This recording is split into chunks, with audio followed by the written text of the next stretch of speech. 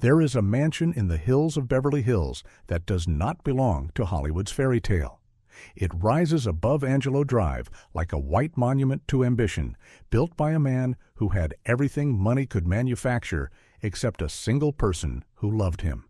This is the story of Jack Warner, not the studio legend you know from old films and golden statues, but the deeper, more disturbing tale of how a shoemaker's son built an American palace and filled it with everything except warmth.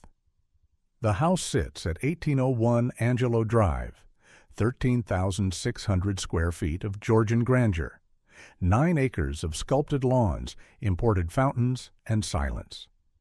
From the street, you see columns that belong on a Virginia plantation, not a California hillside. Inside, floors once walked by Napoleon, walls paneled from dismantled English estates, furniture that costs more than most Americans earn in a lifetime. But walk through those rooms today and you feel something else, a coldness that has nothing to do with air conditioning. The architecture of loneliness has a particular resonance. This house has it. Jack Warner died in 1978, clutching power until his final breath. His empire lasted decades. His family relationships lasted barely that long. The mansion he built to prove his legitimacy became the stage for the greatest betrayal in Hollywood history. The destruction of his own brothers, the exile of his son, and the construction of a golden cage so beautiful that nobody noticed it was a prison until the door had already locked from the inside. If you value deep investigations into Hollywood's hidden foundations, the economics of ambition, and the invisible costs that built America's dream factory, please like this video and subscribe. Your support makes these detailed explorations possible. Now, let us enter that mansion and trace the bloodstains beneath the marble. 1. The boy who was never good enough. Jack Warner did not exist before he invented himself. The man who would terrorize Hollywood for half a century was born Jacob Juan Salazar in 1892 in London, Ontario. His father, Benjamin Juan Salazar, was not a mogul. He was a cobbler who fled Polish pogroms with nothing but survival instincts and desperation. The family moved to Youngstown, Ohio, when Jack was still a child, a city of steel mills, gray skies, and the constant understanding that you worked or you starved. There were no alternatives. The Warner family, they Americanized the name early, lived by a brutal arithmetic. 4 brothers, each with a role. Harry, the eldest, was the patriarch. Stern, moral, humorless. A man who believed that hard work and righteousness were the only currencies worth holding. Sam was the dreamer, the one who saw possibilities in new things. Albert was the diplomat, the glue. And Jack? Jack was the youngest, the clown, the one nobody took seriously. He wanted to perform. He sang, danced, told jokes. In the grim calculus of immigrant survival, these talents were worth exactly nothing. You could not eat a song. You could not pay rent with a punchline. Harry looked at Jack with something close to contempt. Stop wasting time with nonsense. That contempt planted something dark in Jack, a wound that never healed, a need to prove that he mattered more than anyone thought. The moment that changed everything came in 1903. Sam Warner, obsessed with a new invention called moving pictures, convinced their father to make an insane bet.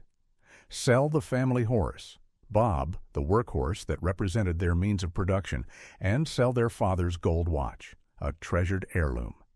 Use the money to buy a used kinetoscope projector. For an immigrant family, this was financial suicide. The horse was life. Without it, they could not deliver goods, could not work. But they did it. Sam bought the projector.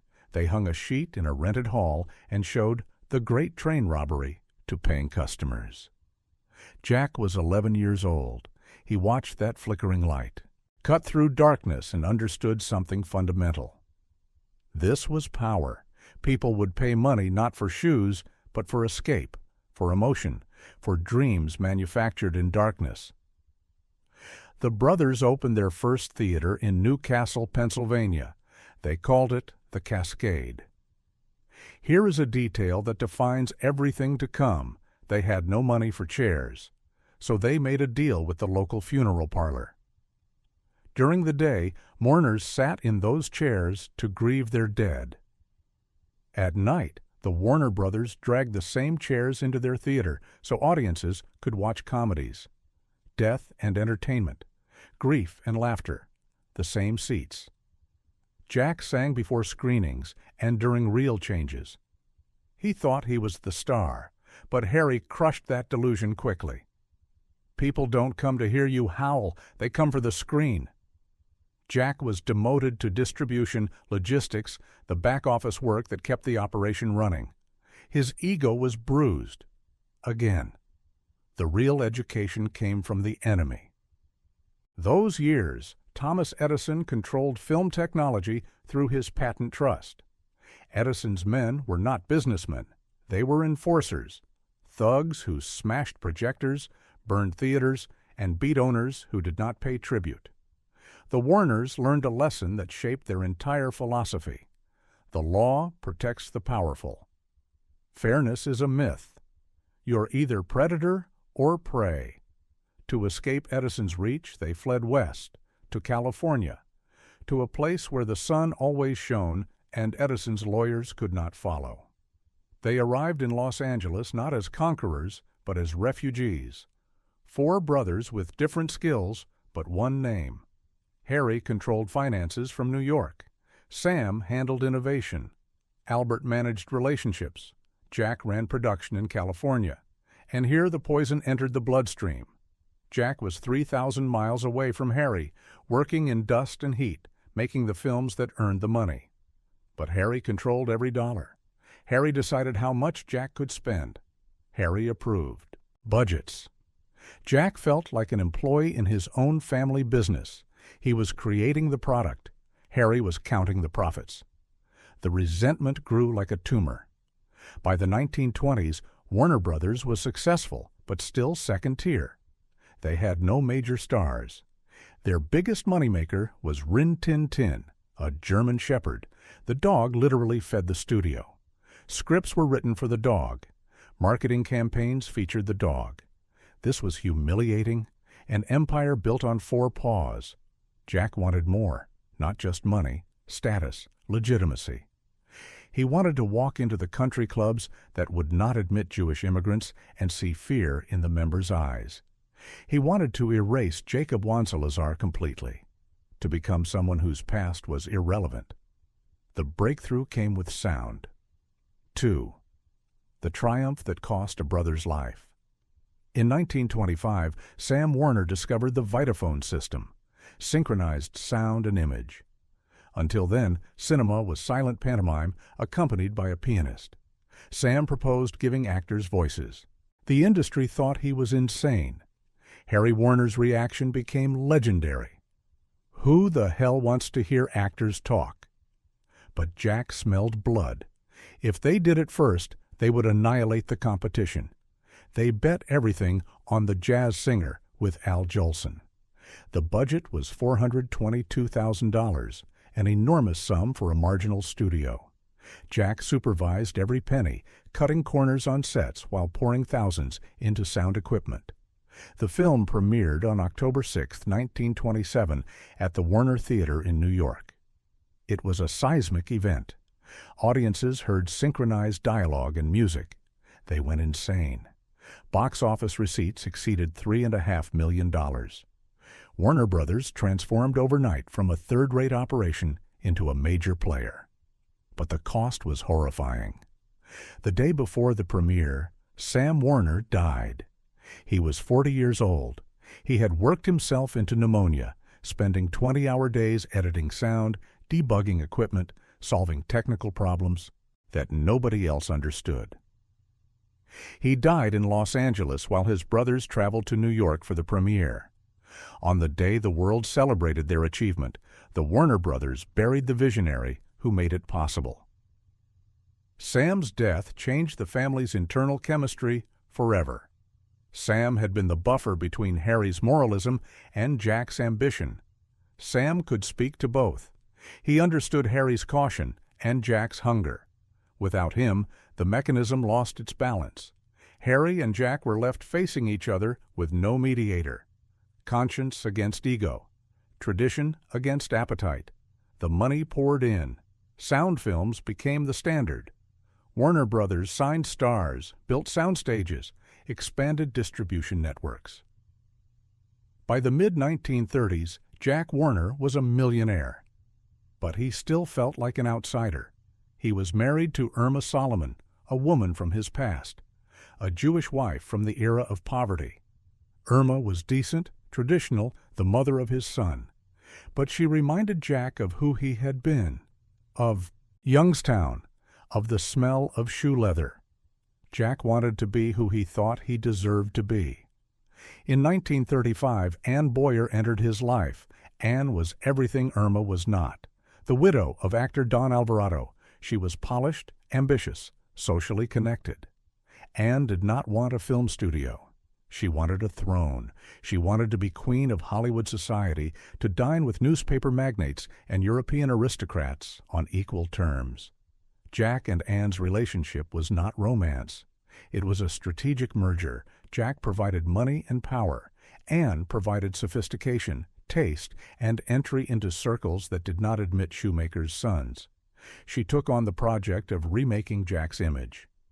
The first step: erase the past. The divorce from Irma was brutal. Harry Warner, for whom family was sacred, was enraged. He saw Jack's action as a betrayal not just of Irma, but of their entire lineage. "You are abandoning the mother of your child for a dancer," Harry shouted during one confrontation. But Jack was no longer listening. He married Anne in 1936. It was Anne who convinced Jack that a king needed a castle, not just a house, but an estate that would eclipse everything in Beverly Hills. They found land at the top of a hill. 1801, Angelo Drive, 9 acres hovering above Los Angeles. From this point, the city looked small, manageable. From here, Jack could look down on everything he had conquered. They hired architect Roland Cote, a master of neoclassical design. The instruction was specific. Build a house that looks 2 centuries old. No modernism, no Art Deco. Anne wanted Old South grandeur. She wanted American Versailles. She wanted a house that screamed legitimacy, that erased any memory of poverty. Jack signed the checks. Anne supervised construction. She was creating a space designed to separate Jack from his roots. This house was not conceived as a family home. It was a fortress, a monument. The contrast was stark. At the studio in Burbank, Jack was a tyrant who saved pennies. He wore cheap suits, ate in the commissary, monitored every expense. But for Angelo Drive, money flowed without limit. Millions of dollars in today's terms. This was the birth of a split personality. Jack the studio boss, crude, stingy, ruthless. Jack the aristocrat, owner of a palace, husband of the elegant Anne. And the higher the walls rose, the deeper the chasm grew between Jack and Harry. Harry lived modestly, investing income in land and bonds. He looked at the construction as a monument to vanity. "The stones you lay in this house will lie on your grave," he reportedly said. He had no idea how prophetic those words were. Construction began in 1937. The studio was at its peak. The life of Émile Zola, the adventures of Robin Hood, hits poured out. Money cascaded in. Jack felt invincible. He had a new wife teaching him etiquette. He had a studio running like a machine. He had the dream of the house. But behind the facade was emptiness. Jack was building this house not for himself. He was building it to prove to the world, and especially to Harry, that Jacob Juan Salazar was dead. That now there was only Mr. Warner. He did not know this house, conceived as a symbol of triumph, would become the stage for his greatest betrayal. The walls began to rise, isolating him from reality. And in the center of this labyrinth, like the Minotaur, his fear of losing everything began to settle and grow. 3. The palace built on stolen parquet. By 1937, the scaffolding came down. Los Angeles could finally see what Jack Warner's ambition looked like in 3 dimensions. The mansion at 1801 Angelo Drive was not a house. It was a statement.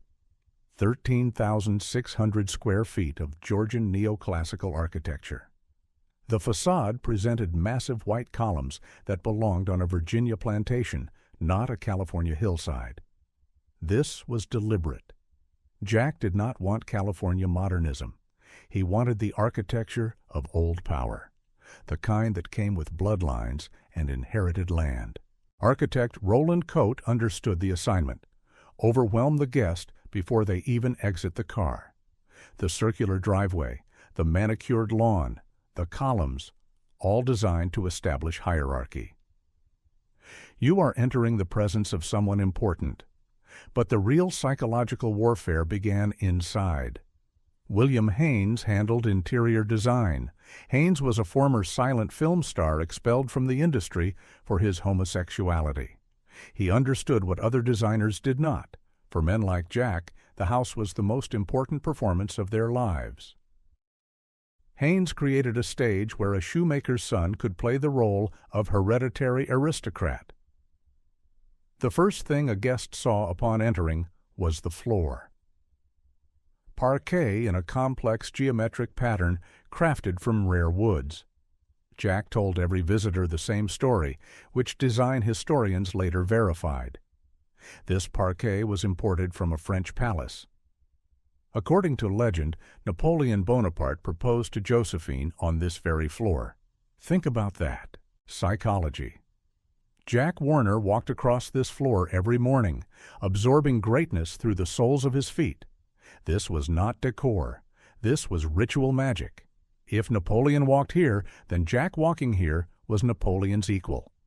The living room rejected everything modern. No chrome, no glass. The walls were paneled with 18th century pine, purchased from an English estate, dismantled, shipped across the Atlantic, and reassembled in Beverly Hills. The furniture was genuine Chippendale. The vases were Qing dynasty. Everything in this room screamed one message: we have roots. For a man whose actual roots traced back to a Polish shtetl, these English panels were psychological armor. They created the illusion that the Warners had ruled the world for centuries, that Jack's power was not new money, but ancient right. The dining room was designed for state receptions. Here, decisions were made over meals. The silverware was heavy. The crystal was hand-cut. The wallpaper depicted exotic birds in hand-painted detail. At this table sat Albert Einstein, Winston Churchill, and eventually Queen Elizabeth II during her 1983 visit to California. Jack used this house as a filtering mechanism. If you were invited to Angelo Drive, you were chosen. If not, you were nobody. But the most important room was the projection theater. Unlike ordinary home theaters, this one was hidden. Pressing a concealed button slid back bookshelves, filled with leather-bound volumes, many never opened, revealing the screen. The chairs were deep and upholstered in suede. The lighting could be controlled with precision. This room was Jack's throne room. In the darkness, he became God. He decided who would be a star and who would be forgotten. He reviewed rough cuts and dailies here. He could destroy months of work with a single word. The psychology was calculated: absolute physical comfort, absolute mental tension. Guests invited for screenings knew to laugh only when Jack laughed, to remain silent when Jack was silent. The air was thick with cigarette smoke and fear. Outside, the grounds were 9 acres of totalitarian landscaping, not a single blade of grass out of place. Fountains operated on strict schedules. Walking paths measured with geometric precision. Jack controlled nature as he controlled people. He even had a 9-hole golf course built with a trick. The landscape was subtly graded so that Jack's balls always rolled toward the hole. Even in recreation, he had to win. The illusion of victory mattered more than fair play. The house had 40 rooms, but there was no coziness in it. It was a museum. Anne Warner, now mistress of this palace, established strict rules. Guests could not place glasses on polished surfaces without coasters. The servants, more than a dozen, moved like shadows.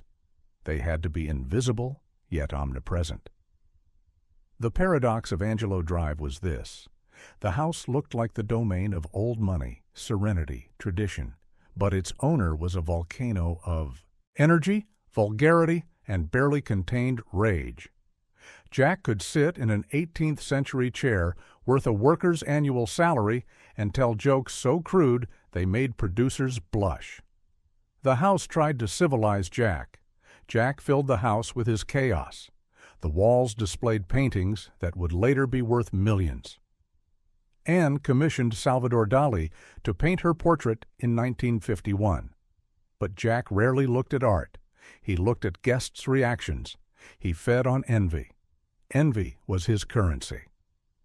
In this golden sarcophagus his children grew up, Barbara and Jack Jr. For them, the palace was not an achievement, but a set of restrictions. They could not run in the corridors. It might damage the carpets. They could not bring friends without permission. Their father was a distant, terrifying figure who appeared from the studio late at night, smelling of tobacco and other women's perfume. By the mid-1940s, the villa at Angelo Drive became the center of social gravity in Los Angeles. The parties were legendary. Champagne flowed. Orchestras played until dawn. This was the peak of Jack's power. He had built his Versailles. He had married his queen. He ruled the industry. But the walls designed to protect him from the world began working in reverse. They isolated him from reality. Surrounded by servants, flatterers, and antiques, Jack lost touch with what made him successful: the street instinct, the survival edge. He began to believe his own mythology. And it was here, amid impeccable luxury, that the soul of the family began to rot. The grandeur of the house became inversely proportional to the humanity of its inhabitants. The more gold on the walls, the more ice in the relationships. Harry Warner, living on a modest ranch in the San Fernando Valley, despised this palace. For him, Angelo Drive was a monument to Jack's egotism, a cathedral to greed. Soon, that monument would demand a sacrifice. 4. The betrayal rehearsed in silence. By the early 1950s, the mansion's air changed. If the 1930s smelled of fresh paint and ambition, now the corridors were permeated with something else. Fear. The enemy was not another studio. The enemy was a small box with a glowing screen that appeared in every American living room. Television, movie theater attendance collapsed.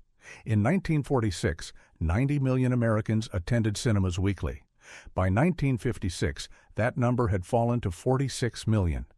Studio profits evaporated. Shareholders panicked. And it was in this economic storm that Jack Warner's deepest moral rot was finally exposed. At the center was his relationship with his son, Jack Warner Jr.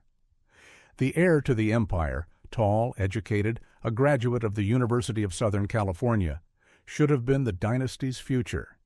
But for Jack Sr., his son was not hope. He was a threat, a living reminder of aging. The psychological dynamics were monstrous. Jack systematically destroyed his son's self-esteem. At studio meetings, when Jack Jr. suggested reasonable strategies for adapting to television, his father publicly humiliated him. "You don't understand show business, kid," he would say, across a table littered with cigarette ash and contracts. Jack Jr. lived in the shadow of the Titan, trying to earn even a drop of respect. But on Angelo Drive, respect was not given. It was extracted. The son was too soft, too honest, too much like Uncle Harry. And Jack hated that resemblance. He saw in his son the traits he had killed in himself to survive. The catalyst for Jack's final transformation came from his wife, Anne. By the mid-1950s, She was no longer just a socialite. She was the gray eminence. Anne understood one thing clearly. If the studio collapsed, her lifestyle collapsed with it. She did not need a retired husband shuffling across Napoleon's parquet in slippers, counting losses. She needed a winning husband. Witnesses from those years, including the family's personal physician, noted that Anne was panicked about the possibility of poverty. She pushed Jack constantly. "You are Warner Brothers. Your brothers are dead weight. Harry is old. He is dragging you down." These words fell on fertile ground. Jack had long resented Harry's moralizing. Harry Warner, now over 70, was indeed tired. He wanted peace. He wanted to retire, raise horses, engage in philanthropy. The ethical dilemma formed. On one side, blood brotherhood, the oath given at Sam's grave to stick together. On the other, absolute power and the money necessary to maintain Versailles on the hill. Jack had to choose: leave with dignity alongside his family or commit an act of treachery to remain king. The situation reached critical mass in early 1956. A banking syndicate from Boston, led by financier Serge Semenenko, made an offer. They would buy the controlling stake from the Warner Brothers. This was an exit, a golden parachute. Harry and Albert saw it as a gift. The market was unstable. Television was destroying cinema. They were being offered excellent money, $22 million for the three of them, equivalent to roughly $200 million today. Harry convened a family council. For the first time in years, the brothers sat at one table, not as enemies, but as partners. Harry spoke about legacy, about it being time to make way for the young, about having worked honorably. Albert nodded. Jack also nodded. But Jack's agreement was a lie. At this moment, Jack Warner's moral ambivalence reached its apex. You might try to justify him. He was protecting his life's work. He did not want to surrender the studio to bankers who understood nothing about cinema. He was a creator defending his creation. Isn't that noble? The methods he chose eliminate any justification. Behind his brothers' backs, Jack began secret negotiations with Sergei Semenenko. While Harry dreamed of peaceful retirement on the ranch, Jack discussed terms of a completely different deal. He proposed a scheme. The brothers would sell their shares and leave, believing Jack was also leaving. But in reality, Jack would retain the right to secretly buy back his shares immediately after the deal closed, obtaining the position of company president with unlimited power. This was not a business maneuver. This was fratricide committed with ink on paper. Jack knew this would kill Harry. He knew that for his elder brother, an honest word and family unity were sacred. But Jack looked at the walls of his villa, at his collection of paintings, at the Los Angeles horizon, and made his choice. Loneliness in a palace was preferable to honesty in a modest house. Anne supported him. For her, Harry was a relic of the past, a boring old man who always lectured them. "Let him go," she said, and Jack agreed.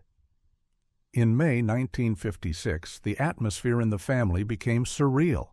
The brothers prepared for the sale. They discussed details. They shook hands. Jack played the role of a tired mogul who also wanted to live for himself. He lied, looking into the eyes of the man who had pulled them out. Of Youngstown poverty. Jack's inner emptiness during this period was filled with gambling. He spent nights playing cards, losing thousands of dollars. Psychologists would say he was trying to drown the voice of conscience. Adrenaline from risk replaced human emotion. He walked on the edge. If Harry discovered the conspiracy before the papers were signed, the deal would collapse and Jack would become an outcast. But Harry did not discover it. He trusted his blood too much. He could not imagine that little Jack, whom he had raised, was capable of such a thing. This naivety of the elder brother and the cynicism of the younger created the central tragic contrast. Virtue became weakness. Vice became strength. The documents were prepared. The lawyers checked every clause. Jack Warner, sitting in his office in the mansion on Angelo Drive, signed the secret protocol with Semenenko. The stroke of his pen was a death sentence for the family. He knew there was no going back. Tomorrow he would be sole owner of Warner Brothers. He would also cease to be a brother. He stepped onto the terrace. Los Angeles glittered below. Somewhere down there, Harry slept, confident in tomorrow. Jack lit a cigar. He had won. But why did the night chill pierce him to the bone? Perhaps because he understood, from this moment, he would be completely alone in this huge, empty house, and no walls, even those paneled with 18th century English oak, would protect him from the silence that would come after betrayal. The clock ticked. Morning came. 5. The day the family died, May 1956. The headline in Variety was printed in bold type, usually reserved for declarations of war. For Harry Warner, this was war. The article reported the facts. Sergei Semenenko's syndicate completed the acquisition, but a new president of Warner Brothers was appointed, Jack Warner. This was the moment reality shattered. Harry Warner, the patriarch, the man of honor, read those lines and understood what had happened. He was not just deceived. He was erased. Jack had sold his shares as agreed, but immediately, under the table, bought back 200,000 shares, becoming the largest individual shareholder. His brothers left. Jack stayed. The empire they built together now belonged to one man. Harry's physical reaction was instantaneous and devastating. The day after he realized the scale of the betrayal, he suffered a stroke. The man who had led the family out of Youngstown poverty collapsed on the floor of his home, unable to speak. His speech center was damaged, but his eyes remained clear. In them was frozen a silent question. Why? The next 2 years were a chronicle of Harry's slow death and Jack's absolute triumph. They lived in the same city, miles apart, but between them lay a chasm that could not be measured in distance. Harry faded slowly. Jack, meanwhile, rebuilt the studio in his own image, reveling in absolute power. He no longer had to answer to the family's conscience. On July 25, 1958, Harry Warner died. He was 76 years old. Jack Warner was not at his dying brother's bedside. When he was informed, he did not cancel his plans. He did not go to Harry's house to comfort the widow. According to one account confirmed by biographers, during the funeral, Jack was in the south of France playing baccarat. According to another, he was in Los Angeles, but deliberately went to the racetrack. The essence was the same. He did not attend his brother's funeral. This was the final act of contempt, the final desecration. I didn't kill him. He died on his own. That was his position. But Harry's death was only the first act in the tragedy of loneliness. Fate, like a vengeful screenwriter, prepared a mirror blow. August 1958. French Riviera. Jack Warner, feeling immortal after his victory, was speeding along the coastal road in his Alfa Romeo. At a sharp curve, a collision with a truck, a blow of catastrophic force. Jack was thrown from the vehicle. He sustained severe injuries and fell into a coma. Doctors at the Cannes hospital were blunt. His chances were nearly zero. At this moment, his son, Jack Warner Jr., stepped forward. He flew to France to be by his father's side. The press besieged the hospital. In a state of shock, answering reporters' insistent questions, Jack Jr. said something like, "Father is dying. We are preparing for the worst." These were words of grief, but Jack Sr., waking after several days against all predictions, read the newspapers. His paranoid brain, poisoned by years of intrigue, interpreted his son's words differently. He saw in them not sorrow, but hope. He wants my death. He wants to take my throne. The thought that someone, even his own blood, might wish for his departure drove Jack into rage. He survived not to surrender his place. Jack's return to Los Angeles became a scene of public execution. Jack Jr., suspecting nothing, arrived at the Burbank studio to begin work. He drove to the gates he had passed through thousands of times. But that day, the barrier did not rise. The guard, a man who had possibly greeted him for years, stepped out and, looking at the ground, said, "I'm sorry, Mr. Warner. Your father has ordered that you not be allowed in. You are fired." No conversation, no explanation. Jack Jr.'s belongings were packed into boxes and left outside the gates.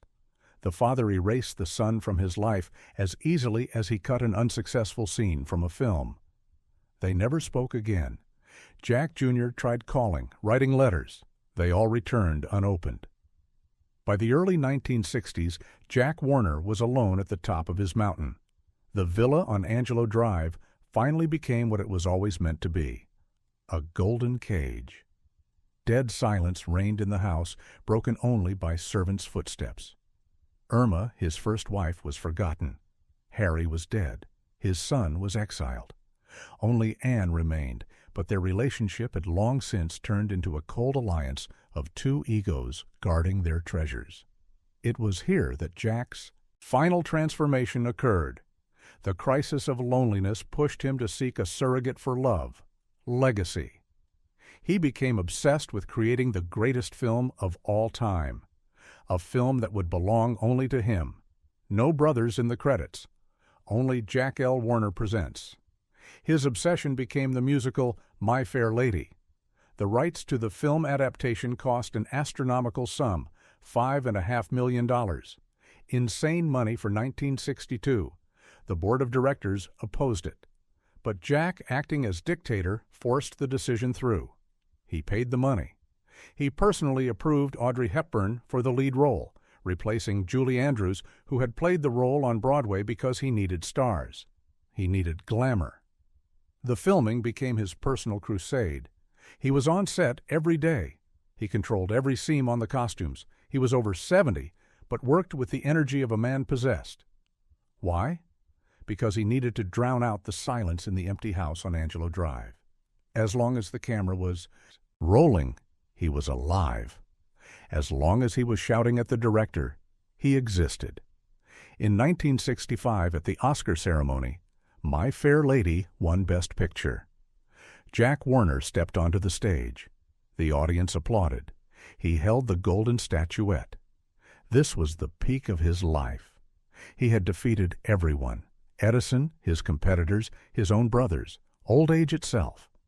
But the camera caught his face in close-up. There was no joy in his eyes. There was emptiness. He stood on stage, surrounded by thousands of people. But at that moment, he was the loneliest man in the world.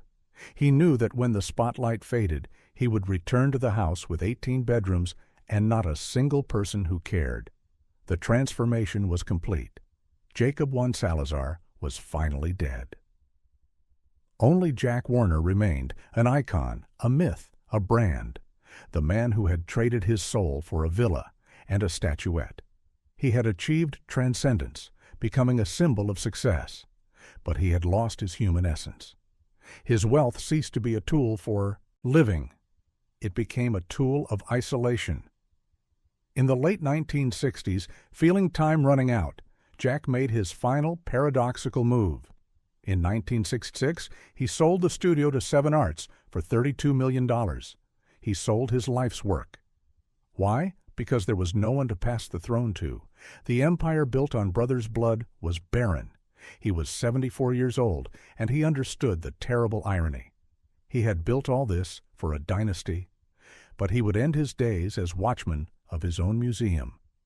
Now he was a pensioner, a king without a kingdom, and his only subject was the house on Angelo Drive. The walls that remembered Napoleon now listened to the shuffling steps of an old man beginning to lose his sight and his reason. The finale approached, and it would be quiet. 6. The Death of the Last Mogul, Los Angeles, September 9th, 1978. Cedars-Sinai Medical Center, 3 in the afternoon.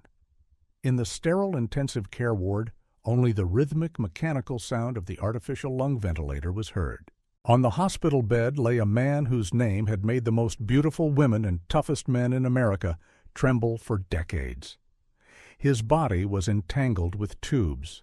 His skin had taken the color of parchment. His lungs were slowly but inexorably filling with fluid. The diagnosis was clinical and merciless: pulmonary edema secondary to myocardial inflammation. The patient's name was Jack Leonard Warner. He was 86 years old, and he was dying in absolute, ringing solitude. This was not simply the death of an elderly man. This was the fall of an empire. The man lying here had personally created modern Hollywood. He had given the world sound and cinema. He had discovered Humphrey Bogart and Bette Davis. He had built the dream machine that still operates today. But at this moment, when his heart made its final strained beats, there was not a single person beside him who held his hand out of love and not obligation. His only son, Jack Jr., had not crossed the threshold of his father's house for 20 years. His brother Harry had died without forgiving him. His grandchildren knew their grandfather only as a tyrant. In the corridor, lawyers and doctors stood watch. They were not waiting for a miracle. They were waiting to record the time of death and begin the process of dividing an estate valued in the millions. Just miles from the hospital, on top of the hill at Beverly Hills, stood the object for which Jack Warner had sacrificed everything human in him. The estate at 1801 Angelo Drive. 9 acres of perfectly manicured lawns, fountains imported from Europe, and a neoclassical palace of 13,600 square feet. On this sultry September day, the mansion was empty. The massive wrought-iron gates were closed. Servants silently wiped dust from antique furniture that remembered the touch of kings and presidents. The house resembled not a living space, but a mausoleum built for a pharaoh who never learned to be human. Jack Warner's death looked like a crime. Seen where the killer was his own ambition. The victim was not himself, but the family he had methodically destroyed on his way to this ward. The paradox was deafening. The man who had maniacally pursued control all his life, who had personally approved every cent in the studio's budget and every line in every script, now could not even control his own breath. His eyes, hidden behind heavy eyelids, saw nothing. In his last months, he had almost completely lost his sight. But even in darkness, he continued to clench his fists, as if trying to hold on to what could not be held: power. When the monitor finally emitted a prolonged, monotonous signal indicating cardiac arrest, there was no sobbing in the room, only the sound of opening document folders. When news of Jack Warner's death reached Hollywood, the industry's reaction was cynical and cruel. Newspapers printed obituaries full of perfunctory respect for the last mogul. But in private clubs and studio parking lots, people sighed with relief. The era of fear had ended. The Titan had fallen. At his funeral, Bette Davis, whom he had made a star, uttered one of the cruelest epitaphs in Hollywood history. "Of the dead, speak well or not at all. Jack Warner is dead. Good." His widow, Anne, inherited the mansion. She lived there until 1990. For 12 years, she wandered the 40 rooms like a ghost, guarding the museum of a bygone era. She refused to change anything. The house became a shrine to a man nobody loved. When Anne died, the house was purchased by media mogul David Geffen. Eventually, in February 2020, it was sold to Jeff Bezos, founder of Amazon and the richest man on the planet, for $165 million. This became the most expensive real estate transaction in Los Angeles history. The circle closed. The empire built on the ambitions of a shoemaker's son passed into the hands of the emperor of the digital age. But behind these figures lies the final chilling lesson of Jack Warner's story. 7. What the mansion teaches us about the cost of everything today. If you climb the hills of Beverly Hills and enter 1801 Angelo Drive into your navigator, you will arrive at those same impregnable gates. The house still stands. The columns still gleam white in the California sun. The parquet that Napoleon walked on is still intact. But the Warner name is gone. The family that built the Dream Factory is erased. Only the address remains. This story is not just a biography of a Hollywood titan. It is a warning. Jack Warner won at capitalism. He got everything: power, money, women, Oscars, and the finest house in America. But the price he paid turned out to be higher than its market value. He paid with a loneliness that even the roar of the world's most successful film studio could not drown. We look at this villa today and see not success. We see a monument to fear: fear of being nobody, fear of returning to poverty, fear of irrelevance. This house became a golden sarcophagus in which Jack Warner buried his human relationships alive. The mansion at Angelo Drive teaches us several brutal lessons about wealth, power, and the invisible costs of ambition. First, you cannot buy legitimacy. Jack spent millions importing parquet from French palaces and panels from English estates. He ate at tables where Einstein and Churchill sat, but he was never accepted as one of them. Old money always smelled new money on him. The doors of certain country clubs remained closed until he died. The harder he tried to erase Jacob I. Salazar, the more obvious it became that he was performing a role. Second, isolation is the inevitable result of absolute power. Jack built walls to protect himself from the world. But walls work both ways. They keep threats out, but they also keep connection out. The higher you build your fortress, the fewer people can reach you. Eventually, you are alone at the top, surrounded by servants who fear you and flatterers who need you, but no one who knows you. Third, family is the only thing money cannot replace. Jack traded his brothers for a studio. He exiled his son for control. He surrounded himself with luxury and died with nobody holding his hand. At the end, all the parquet and paintings and fountains could not produce a single genuine human connection. He learned too late that blood is the only currency that retains value when everything else collapses. Fourth, legacy is not the same as love. Jack was obsessed with being remembered. He built a physical monument, won Oscars, put his name on films that will exist forever. But he is not remembered with affection. He is remembered as a cautionary tale. His legacy is not inspiration, it is warning. The economic reality behind Jack's story is this: wealth creates optionality, but it also creates isolation. The richer you become, the harder it is to trust anyone's motives. Every relationship becomes transactional. Every smile might be strategic.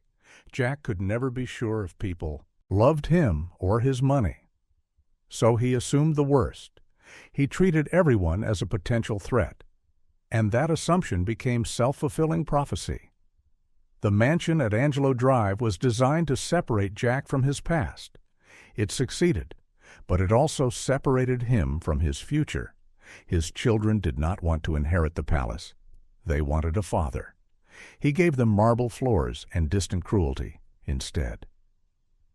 The psychological wound at the center of Jack's life, the wound that never healed, was Harry's contempt. That early dismissal by his elder brother planted a black hole that consumed everything. No amount of success could fill it. No mansion could heal it. Jack spent 80 years trying to prove he was worth more than Harry thought. But Harry died without forgiving him. The validation Jack craved never came, and without it, all his achievements felt hollow.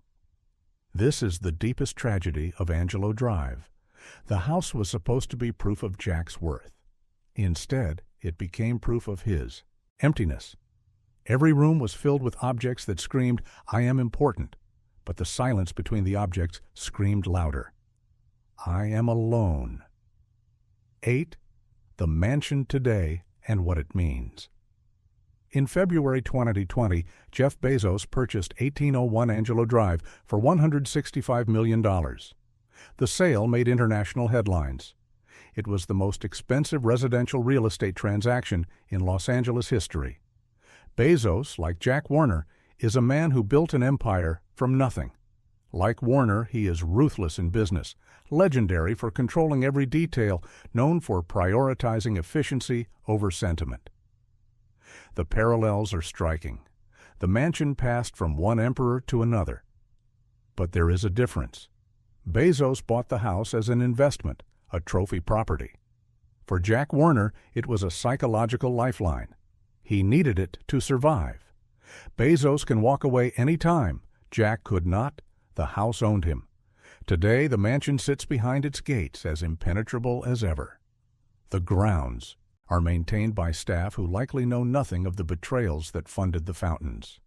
Tourists occasionally drive by, snapping photos through the iron bars. They see beauty. They do not see the ghosts. What does Angelo Drive represent in the broader American story? It represents the contradiction at the heart of the American dream. The promise is this: anyone can rise. Talent and hard work will be rewarded. You can escape your origins and become anything. Jack Warner lived that promise. He rose from immigrant poverty to absolute power. He proved that the son of a cobbler could dine with presidents. The dream worked, but the dream has a shadow cost. To rise, you must often cut ties with where you came from. To succeed, you must adopt the values of the world you are entering, even if those values contradict the ones you were raised with. Jack abandoned his family's morality to gain entry to a world that never fully accepted him. He won the game, but lost himself. The mansion is a monument to that contradiction. It is beautiful and cold, impressive and empty, a perfect symbol of success without soul. Angelo Drive also exposes the myth of meritocracy. Jack believed he earned everything through talent and hard work. But he built his empire on his brother's labor, betrayed their trust, and exploited thousands of employees who never saw a fraction of his wealth. The mansion was not built by Jack alone. It was built by the collective labor of everyone he stepped on to get there. But only his name is on the deed. This is the hidden truth behind every great fortune. Wealth is never earned in isolation.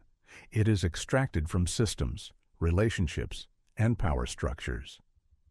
Jack's mansion was funded by the labor of screenwriters paid a pittance, actors locked into exploitative contracts, and brothers whose loyalty he repaid with betrayal.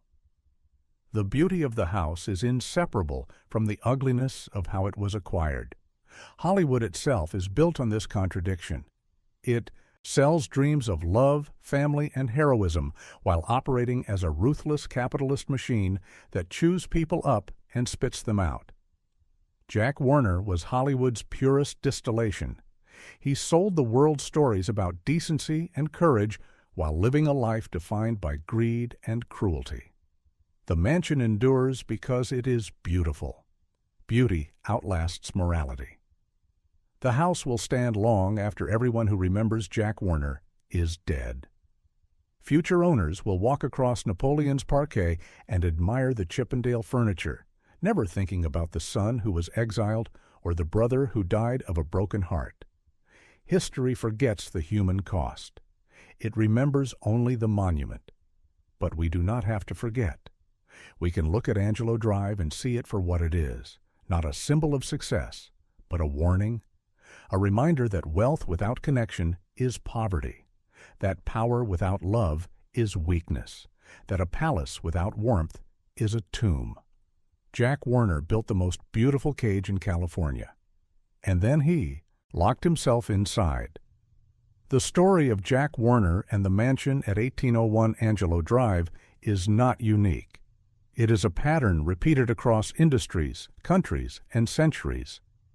The specifics change, the technology, the wealth, the location, but the structure remains the same. A person is born into hardship. They are driven by a wound, a hunger, a need to prove something. They sacrifice relationships for ambition. They climb over others to reach the top. They build a monument to their success, and then they discover that the view from the summit is not what they imagined. The silence at the top is not peaceful. It is deafening. Jack Warner's life poses questions that remain unanswered. What is success worth if no one you love is there to share it? What is power worth if it isolates you from humanity? What is legacy worth if you are remembered with contempt? These are not rhetorical questions. They are practical ones. Every ambitious person must answer them. Every person who prioritizes career over family, wealth over connection, image over authenticity is walking Jack Warner's path. The mansion is still there, waiting for the next occupant. The economic system that created Jack Warner has not changed. Capitalism still rewards ruthlessness, punishes compassion, and isolates winners from losers. The incentives that drove Jack to betray his brothers are the same incentives operating today. The next Jack Warner is out there right now, making the same choices, building the same golden cage. But the story also offers a choice. At every point, Jack could have chosen differently. He could have honored the deal with his brothers. He could have reconciled with his son. He could have lived modestly and prioritized relationships over monuments. He did not, and he died alone. The mansion teaches us that some prices are too high. Some victories are not worth winning. Some mountains are not worth climbing if you have to become a monster to reach the top. Jack Warner built a palace, but he lost his soul. In the end, the palace remains. The soul does not. If there is a moral to this story, it is this: the things that cannot be bought are the only things worth having. Love, respect, connection, peace. These are not for sale. Jack Warner spent his life accumulating wealth and died poor in the ways that matter. The mansion at 1801 Angelo Drive stands as his monument, not to success, but to loneliness, not to power, but to emptiness, not to triumph, but to tragedy. The gates are closed. The fountains still run. The parquet still gleams. But the house is silent, and silence in the end is all that Jack Warner earned. If this exploration into the hidden costs of ambition, the economics of Hollywood power, and the human price of empire resonated with you, please consider liking this video and subscribing to the channel.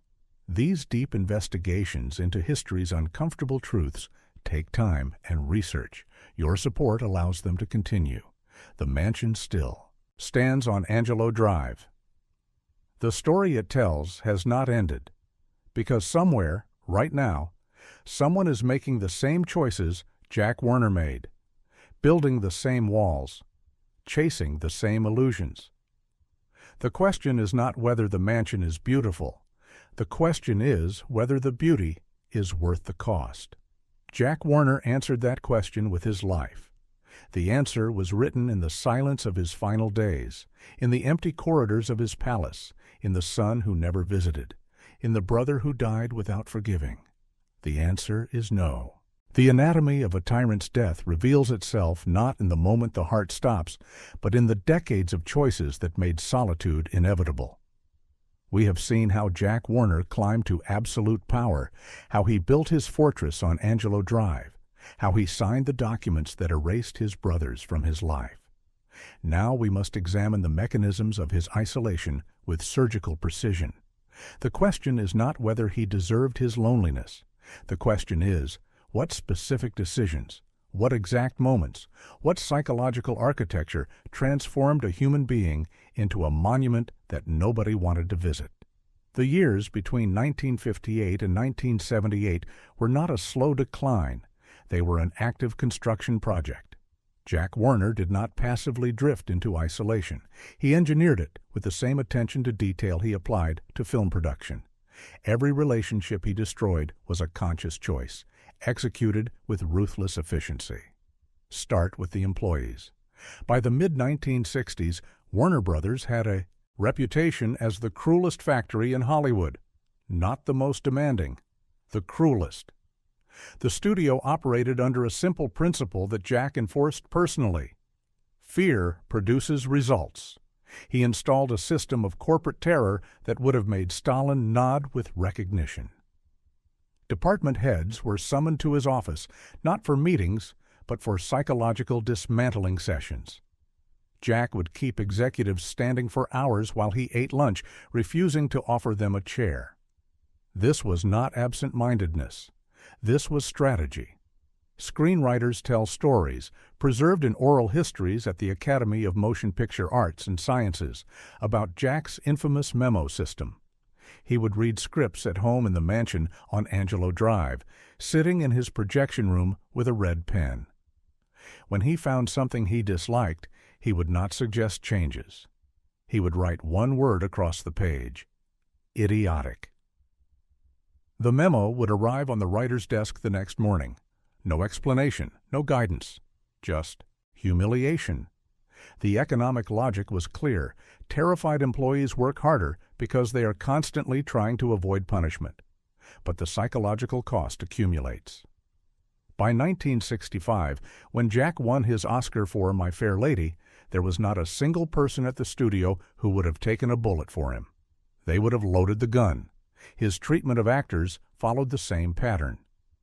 Bette Davis, who became a star specifically because of Warner Brothers films, spoke openly in her later years about the studio system Jack created.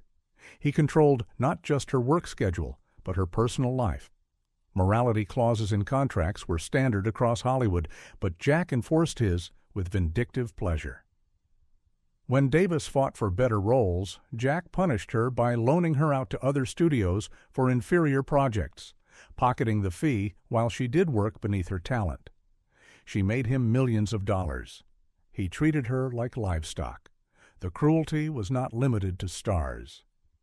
The technical staff, the people who actually made the films, cinematographers, editors, costume designers, worked under contracts that specified they could be fired without notice, without cause, without severance.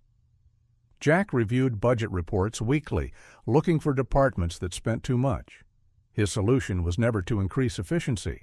His solution was to fire people and make the remaining staff do more work. Why does this matter to understanding his death in that hospital room? Because by 1978, Jack Warner had spent 50 years creating a professional ecosystem where everyone who knew him was waiting for him to die. The relief that newspapers reported when his death was announced was not theoretical. It was genuine, widespread, and documented. He had no professional legacy of loyalty because he deliberately destroyed the possibility of it. But professional relationships are, in some ways, easy to explain. They are transactional. Jack paid salaries. People did work. The transaction ended. The deeper pathology appears in his personal relationships, where economic logic cannot explain the destruction. The mansion on Angelo Drive in the 1960s and 1970s was not a home. It was a museum with a live-in curator who hated the exhibits. Anne Warner, the woman who had pushed Jack toward his betrayal of Harry, found herself trapped in the same golden cage she had helped design. The marriage that began as a strategic alliance curdled into mutual resentment, held together only by fear of the alternative. Anne's social ambitions had been satisfied. She was invited to every important event in Los Angeles. She sat on the boards of charitable organizations. She was photographed at gallery openings and film premieres. But the cost was living with a man who saw her ultimately as another possession to be controlled. Jack's treatment of Anne followed the same pattern he applied to his film projects: micromanagement and criticism. Former household staff interviewed years later for various biographies and documentaries describe a domestic environment of rigid formality. Breakfast was served at exactly 8 o'clock in the morning. Jack and Anne sat at opposite ends of a table designed for 12 people. They read newspapers in silence. Conversation was rare, and when it occurred, transactional. Are you attending the museum benefit? Did you approve the menu for Saturday's dinner party? These were not discussions between partners. They were status reports between co-managers of a corporation called the Warner Image. The servants who maintained the house, and their number fluctuated between 10 and 15 depending on the social season, were forbidden from speaking unless spoken to. They moved through the mansion's 40 rooms like stagehands during a performance, essential but invisible. The head butler, who worked at Angelo Drive from 1960 to 1975, later described the atmosphere as colder than any freezer I ever opened. Food was prepared in the kitchen, served in the dining room, and often returned barely touched. Jack had no appetite for meals shared with a woman he no longer loved and who no longer loved him. The separate bedroom situation deserves specific attention. By 1965, Jack and Anne occupied bedrooms on opposite ends of the second floor. Jack's suite overlooked the city, a view he could no longer properly see as his eyesight deteriorated. Anne's suite overlooked the gardens, which she supervised with the same controlling intensity Jack applied to film editing. They would sometimes go days without seeing each other despite living under the same roof. The house was large enough to make this possible. But the most revealing detail about the domestic architecture of Angelo Drive is this. The projection room, Jack's holy of holies, was the only space where he spent significant time. After his forced retirement from the studio, after the sale to Seven Arts, Jack would retreat to that room for hours every day. He would screen old Warner Brothers films, gangster pictures from the 1930s, Bogart movies, musicals from the Golden Age. He watched his past on repeat because he had no present he wanted to inhabit and no future to anticipate. The psychological mechanism here is profound. The projection room allowed Jack to exist in a space where he was still powerful, still relevant, still the man who made stars and broke careers. Outside that room, he was a retired executive with failing eyesight and no friends. Inside that room, with the lights down and the screen glowing, he could pretend nothing had changed. This was not nostalgia. This was dissociation. He was living in a memory because reality had become unbearable. Anne understood this dynamic perfectly. She did not try to reach him. She had her own life, her own social calendar, her own projects. The marriage continued as a legal arrangement and a social facade. They appeared together at public events because divorce would have been a scandal, an admission of failure. The Warner name was a brand, and brands do not have messy public divorces. So they stayed together, two people occupying the same luxurious space with no more emotional connection than strangers on a bus. The isolation was structural. The house itself was designed to separate and control.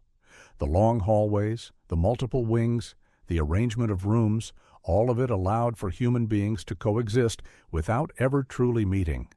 Jack Warner built a palace that reflected his internal landscape. Vast, impressive, cold, and fundamentally empty. Jack Warner Jr.'s exile from his father's life was not a single dramatic confrontation. It was a systematic erasure that unfolded over years, accelerating after the 1958 car accident, but beginning much earlier. To understand the complete moral bankruptcy of Jack Warner's parenting, we must trace the relationship from the beginning. Jack Jr. was born in 1916, during the era when the Warner brothers were still struggling.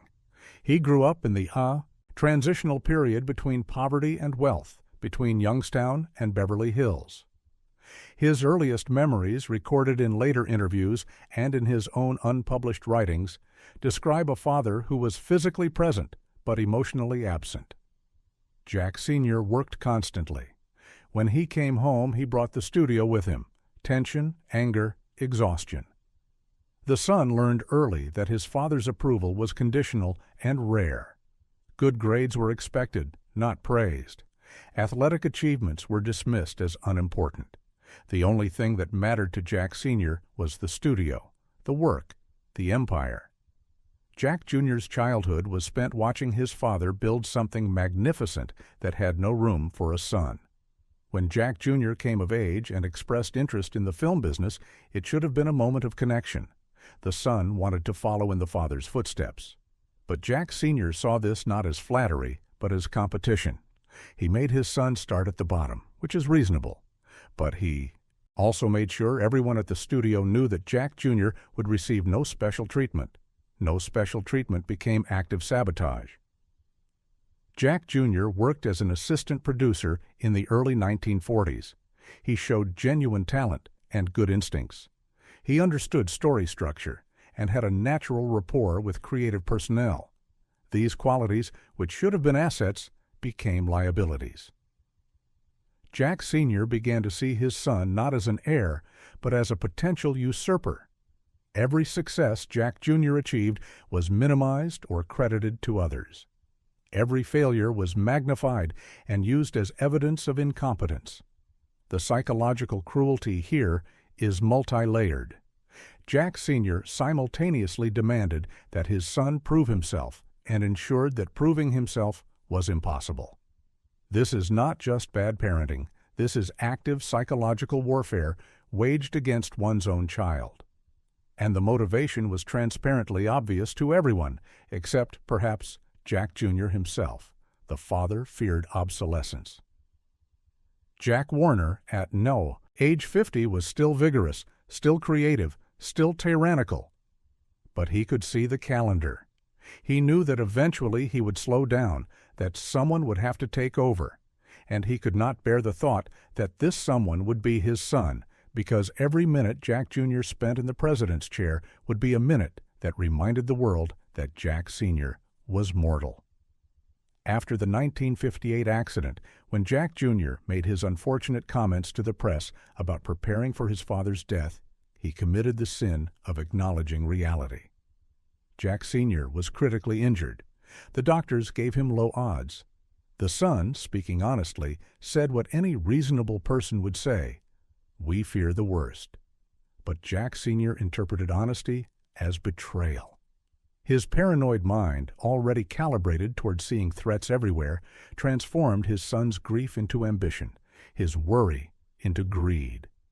The exile that followed was not a hot burst of anger that cooled with time. It was a cold, permanent severance. Jack Sr. did not just fire his son from the studio. He removed him from the will, at least in the drafts he played with in his final years. He forbade Anne from having contact with Jack Jr. He refused to see his grandchildren. The erasure was total. Jack Jr.'s attempts at reconciliation are documented in letters preserved in the Warner Brothers archive at the University of Southern California. He wrote to his father repeatedly over the years. The letters are heartbreaking. They begin with anger, progress through pleading, and end with numb resignation. "I do not know what I did to deserve this. I only know that I am sorry. If you could tell me what I did wrong, I would fix it. I would fix anything if you would just speak to me." Jack Sr. never responded. The letters came back unopened, or they were destroyed by staff under instructions. The son tried to visit Angelo Drive multiple times. The gates remained closed. On one occasion, recorded by a security guard who later spoke to a journalist, Jack Jr. stood outside the gates in the rain for 20 minutes, pressing the intercom button. No one answered. Eventually, he drove away. The father outlived the son's hope. By the mid-1970s, Jack Jr. had built a separate life. He worked in independent production. He had his own family. He stopped reaching out. The relationship was dead. And when Jack Sr. died in 1978, Jack Jr. did not attend the funeral. He issued a brief statement: "I mourn the father I never had." Barbara, Jack's daughter from his first marriage, had a different but equally damaged relationship with her father. She was essentially forgotten. Jack Sr. rarely mentioned her in public. She did not work in the industry. She married and moved away. The invisibility was perhaps less painful than active rejection, but it was still a form of erasure. A father who builds a media empire to create images and stories for the world but cannot see his own daughter is operating with a profound moral blindness. The cost of this paternal destruction extended beyond the immediate victims. Jack Sr.'s grandchildren grew up knowing their grandfather only as a name in film history and a source of family pain. The Warner name, which Jack Sr. had fought so hard to elevate, became within his own bloodline a marker of trauma. There was no dynasty. There were only survivors. By 1970, Jack Warner was 78 years old, nearly blind, and functionally retired. His wealth was immense, conservatively estimated at over $100 million in modern equivalent value, including real estate, stock portfolios, art collections, and residuals from decades of film production. He could not spend this money meaningfully. His health was deteriorating. His social life was limited. His hobbies had atrophied. And yet he spent his final years obsessed with accumulating more. The financial decisions Jack made in his last decade reveal a psychology divorced from rational self-interest. He continued to invest aggressively in the stock market, spending hours each day reading financial reports he could barely see, relying on staff to read him numbers. He bought additional properties he would never visit. He negotiated royalty agreements for films he would never see the earnings from. Why? The answer lies in understanding wealth not as a tool, but as a scorecard. For Jack Warner, money was proof of victory. Every dollar in his account was evidence that he had won, that he had beaten his brothers, his competitors, his doubters. The accumulation of wealth had become detached from any practical purpose. He was not building anything. He was not providing for descendants he had exiled. He was simply adding points to a score that would be final when his heart stopped. This behavior has clinical parallels. Psychologists who study compulsive hoarding describe it as an anxiety disorder where the person equates objects with safety. Jack's hoarding was financial, but the mechanism was similar. Every dollar he controlled was a dollar that made him feel secure, even though his security was already absolute. He could not spend what he had, yet he needed more. This is not greed in the simple sense. This is neurosis. The mansion on Angelo Drive reflected this pathology. After the Oscar win for My Fair Lady, Jack continued to renovate and redecorate. Rooms that were already immaculate were torn apart and rebuilt. Anne supervised these projects, but Jack approved every expense. Tens of thousands of dollars were spent on improvements that no one would notice. A bathroom was gutted and redone with new Italian marble. The projection room seating was replaced with even more luxurious chairs. The gardens were replanted with exotic specimens that required full-time horticultural staff to maintain. None of this was necessary. None of it improved Jack's quality of life. But all of it was documented, receipted, recorded. The house became not a place to live, but a portfolio asset, something to maintain and improve, so that its appraised value continued to rise. Jack would sometimes ask staff to describe the house to visitors, recounting the cost of various features. That chandelier cost $30,000. Those tiles were imported from Portugal at $5,000 a square foot. He recited prices like a priest reciting scripture. The cost was the point. The beauty was irrelevant. In his final years, Jack also developed an obsession with his art collection. He owned paintings by masters, Monet, Renoir, Dali. He could no longer see them properly, but he continued to acquire more, working through dealers who visited Angelo Drive to show him pieces. Staff would describe the paintings in detail. Jack would negotiate prices with the same ferocity he had once applied to actor contracts. Then he would buy the painting, have it appraised, cataloged, and insured. The paintings were investments, not objects of aesthetic pleasure. The spite element emerges most clearly in his refusal to engage in meaningful philanthropy. Jack Warner gave to charities, yes, but always in amounts calculated to generate tax benefits and public relations value. He never gave anonymously. Every donation was announced. Every contribution was publicized. And the amounts, while substantial, were a tiny fraction of his wealth. He died with the vast majority of his fortune intact, not because he needed it, but because giving it away would have meant admitting he had more than he could use. Contrast this with his brother Harry.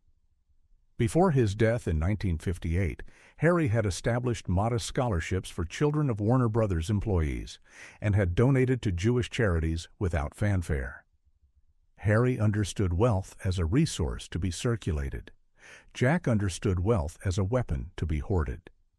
The final economic irony is that Jack's wealth did not secure his legacy. The estate was divided after his death between Anne and various legal entities. The mansion was eventually sold. The art was auctioned. The Yale money dispersed. Today, the Warner fortune exists only as line items in probate records and auction catalogs. Jack spent his life accumulating capital he could not take with him and would not share while alive. The wealth that was supposed to be proof of his supremacy became, after his death, just another number in Los Angeles County real estate archives. The death certificate for Jack Leonard Warner, filed with the Los Angeles County Department of Public Health, lists pulmonary edema secondary to cardiac insufficiency as the immediate cause of death. This is medical language for heart failure causing fluid accumulation in the lungs, essentially drowning from the inside. But the certificate does not capture the years of physical deterioration that led to that moment in September 1978. Jack's health began its visible decline in the mid-1960s. His eyesight, which had always been his professional tool, he had reviewed thousands of hours of film footage, scrutinizing every frame, began to fail. Macular degeneration, the doctors said, progressive and irreversible. By 1970, he could no longer read scripts. By 1975, he could barely see faces. By 1977, he was functionally blind. The psychological impact of this specific disability on this specific man cannot be overstated. Jack Warner's identity was built on seeing. He saw the flaws in performances, the mistakes in editing, the potential in young actors. His power came from his ability to watch and judge. Blindness did not just disable him physically, it destroyed his sense of self. He could no longer do the one thing that made him feel valuable. Staff at Angelo Drive during this period described Jack shuffling through rooms he had designed but could no longer see. He would run his hands along walls, feeling his way from the bedroom to the projection room. The projection room, cruelly, became unusable. He could still hear the dialogue from old films, but the images were lost to him. So he stopped going. The highest room that had been his sanctuary became a reminder of what he had lost. His response to blindness was rage. He accused the doctors of incompetence. He demanded experimental treatments that did not exist. He refused to use a cane because it would signal weakness.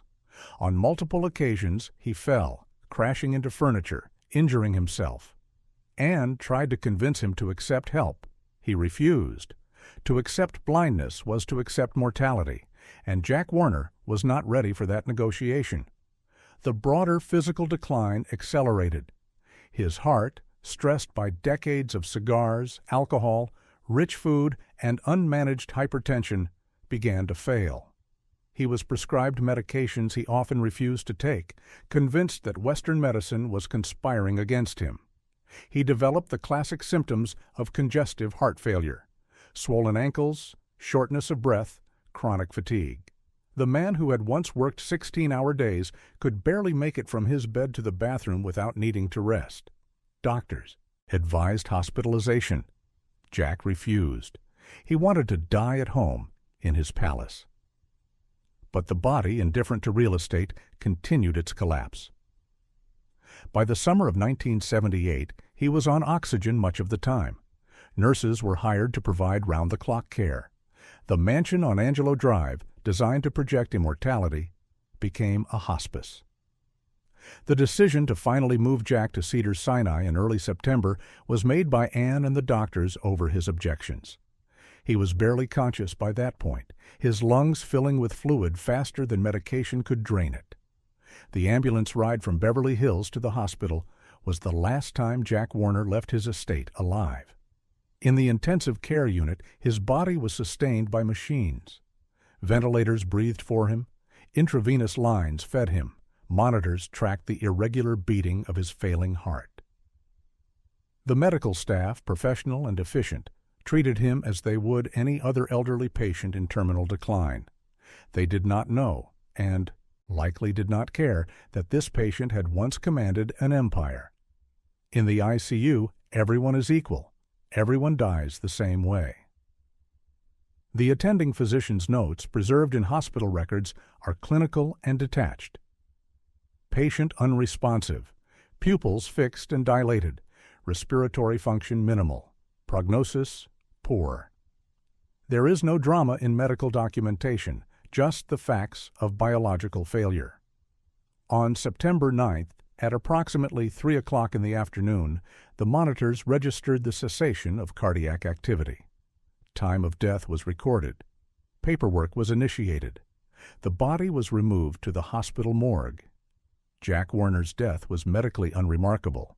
An elderly man with multiple comorbidities succumbed to heart failure. This happens thousands of times every day across the country. But the circumstances, the solitude, the estrangement, the vast wealth that could not purchase a peaceful end, those were remarkable. He died in a room full of expensive equipment and highly trained staff, and he died alone in every way that mattered. The obituaries began appearing within hours of Jack Warner's death. The Hollywood Reporter, Variety, the Los Angeles Times, the New York Times all ran lengthy pieces summarizing his career. The language was respectful, as obituaries for important figures always are. He was described as the last of the great moguls, a visionary who transformed cinema, a titan of the industry. The facts were accurate, the tone was reverential, but behind the printed words, the private reactions were different. Bette Davis's comment, "Jack Warner is dead.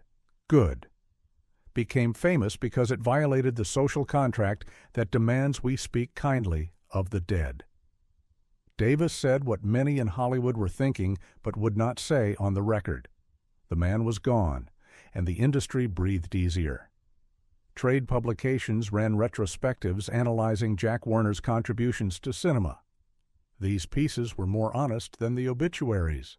They acknowledged his role in bringing sound to film, his success with musicals and gangster pictures, his ability to manage a studio through decades of change. But they also did not shy away from his reputation for cruelty, his legendary cheapness, his authoritarian management style. The retrospectives painted a picture of a man who achieved greatness through force and fear, not through inspiration or collaboration. The Academy of Motion Picture Arts and Sciences held no special memorial service. There was a moment of silence at the next Board of Governors meeting, a routine gesture extended to any deceased member of significance. But there was no push for a tribute reel at the next Oscar ceremony, no special award in his honor. The Academy's relationship with Jack Warner had always been complicated. He had won their award, but he had also bullied their members. Within the Warner Brothers studio itself, the reaction was muted. By 1978, the company had changed hands multiple times since Jack sold it. The current executives had no personal connection to him. A memo was circulated acknowledging his death and noting his role in the studio's history. Flags were lowered to half-staff for a day. Production continued without interruption. The machine Jack built no longer needed him and barely remembered him. Actors and directors who had worked under Jack offered mixed remembrances.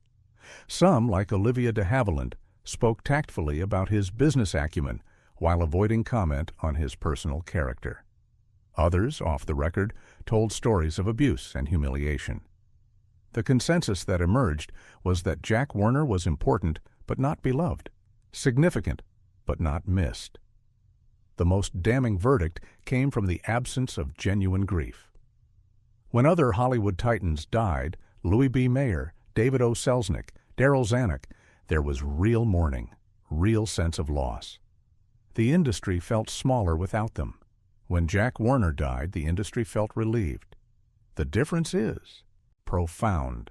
It reflects not just his personality, but the specific choices he made about how to wield power. He chose fear over loyalty, control over collaboration. And he paid for those choices with posthumous indifference. Within a decade of his death, Jack Warner's name had faded from active memory in Hollywood. New generations of filmmakers knew the Warner Brothers logo, but not the man. Film school students studied Casablanca and The Jazz Singer without thinking about who greenlit those projects. Jack became a historical footnote, a name in a textbook, not a living legacy. The mansion on Angelo Drive continued, but its association with Jack Warner faded. When Anne died in 1990, the house was sold. The new owners were not film people. They were real estate people, seeing the property as an investment. When David Geffen bought it, he was buying land and architecture, not history. When Jeff Bezos bought it in 2020, he was buying the most expensive house in Los Angeles. The seller's market did not care about Jack Warner. The mansion's value came from location and square footage, not from the ghost of its builder. Today, if you ask people under 50 who Jack Warner was, most cannot tell you. They might guess he was related to the Warner Brothers studio, but they cannot name a film he personally produced or describe his impact. He has been erased not by enemies, but by time and irrelevance. The industry moved on. Cinema evolved. The mogul era ended. And Jack Warner, who sacrificed everything to ensure his name would live forever, has instead become a case study in how power without humanity leads to oblivion. This is the ultimate irony of his story.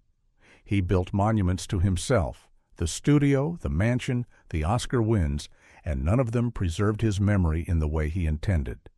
They became buildings and objects, disconnected from the man. He wanted to be remembered as a king. He is remembered, when he is remembered at all, as a cautionary tale. The mechanisms of his isolation, examined in detail across these sections, reveal a man who systematically destroyed every chance at human connection in pursuit of control and status. The professional relationships were poisoned by cruelty. The domestic life was frozen by formality. The paternal bonds were severed by paranoia. The wealth was hoarded without purpose. The body collapsed under the weight of its own contradictions. And the industry, which he dominated for decades, forgot him almost immediately. This is not speculation or dramatic license. This is documented reality, preserved in interviews, archives, medical records, financial documents, and the memories of those who knew him. Jack Warner died alone because he chose, repeatedly and deliberately, to prioritize his ego over every human relationship in his life. And that choice, examined in its specific details and mechanisms, is the real story of the mansion on Angelo Drive. Not the story of wealth and power, but the story of how wealth and power, pursued without wisdom or compassion, create a palace that is also a prison, a monument that is also a tomb.